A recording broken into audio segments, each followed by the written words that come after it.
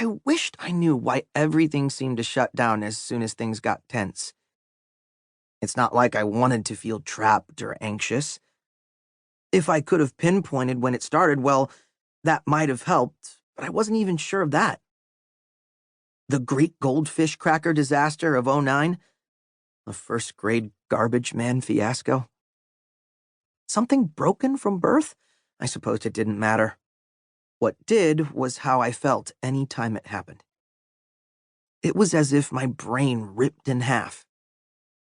Sometimes I could actually hear it, like a piece of paper slowly being torn in two.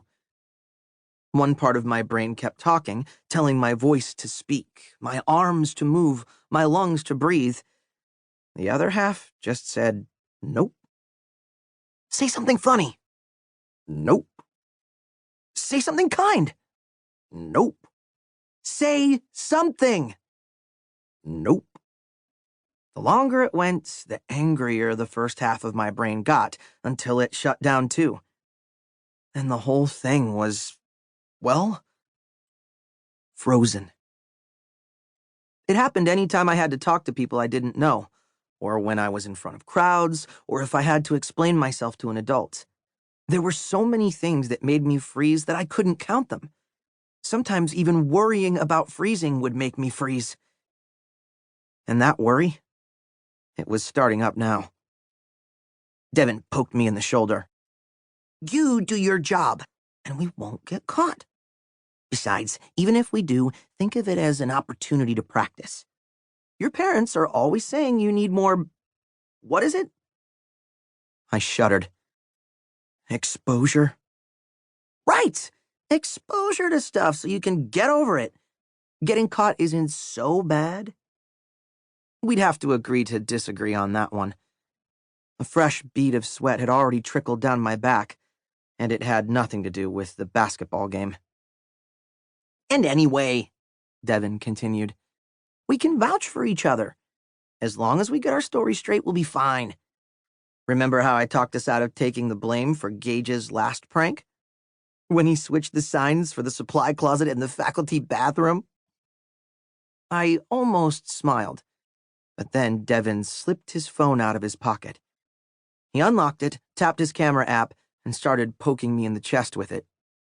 You're not supposed to have that at school, I whispered. I'm not taking it. Yes, you are. And you're not doing the backflip of doom.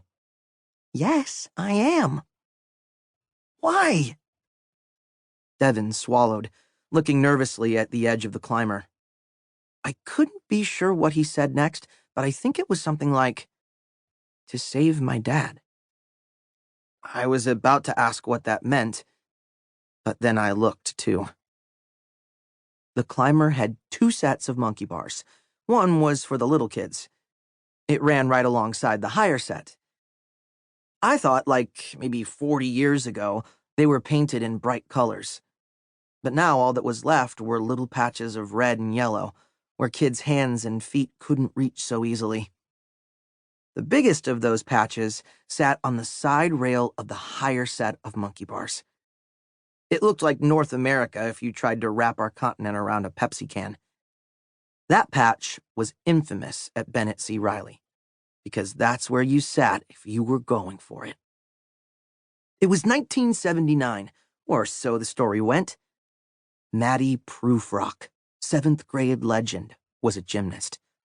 Eventually got a college scholarship for it and went to UCLA or something. Anyway, Maddie climbed up there and sat in that exact spot. After licking the tip of her finger to test the wind, she closed her eyes, tucked her legs up to her chest, put her arms in the air, and fell backward. Without being able to see where she was going, she flipped upside down, dropped a few feet, and managed to grab on to 2 of the rungs of the lower monkey bars, like she was doing a handstand on solid ground. She held that pose for a second, just because she could. Both legs together and pointed skyward, like the barrels of a shotgun raised in salute. Then she calmly completed the flip, bringing her legs over and down to shoot through the bars beneath her. Bang! Just like that. And she stuck the landing. The double-barreled monkey bar backflip of doom was born. I had never even daydreamed about trying it. I was only 12, but nearly 6 feet tall, and most of that was goofy arms and legs, good for grabbing rebounds above the other kids, terrible at fitting into tiny spaces. I looked back at Devin. At least he had a shot, what with how small he was. Of course, being smaller also meant he had that much farther to fall. Take your phone, Devin. If you're going to be stupid enough to try this, I have to be there to catch you. He pushed the phone back at me. No way! It won't count if you catch me. I'm pretty sure that's where the of doom comes in. If there's a big kid there to spot you, it isn't nearly as doomful. It might not even be pitiful or fretful. Nobody talks about the double-barreled monkey bar backflip of fretting. That's because it doesn't exist. Devin snapped his fingers and pointed at me. Exactly.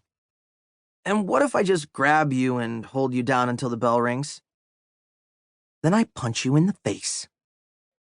I wished I could say that was the end of the story. That I grabbed him, he walloped me good, and it was over with. That would have been so much easier than what actually happened. But how was I to know? No, I took the phone again, like a good friend, like a moron, and hit record. You're going to tell me why you're doing this afterward, right? I asked as I focused in on the monkey bars. Totally, bro. Probably from your hospital bed. Devin shivered once, kissed the cross around his neck for good luck, and started the climb.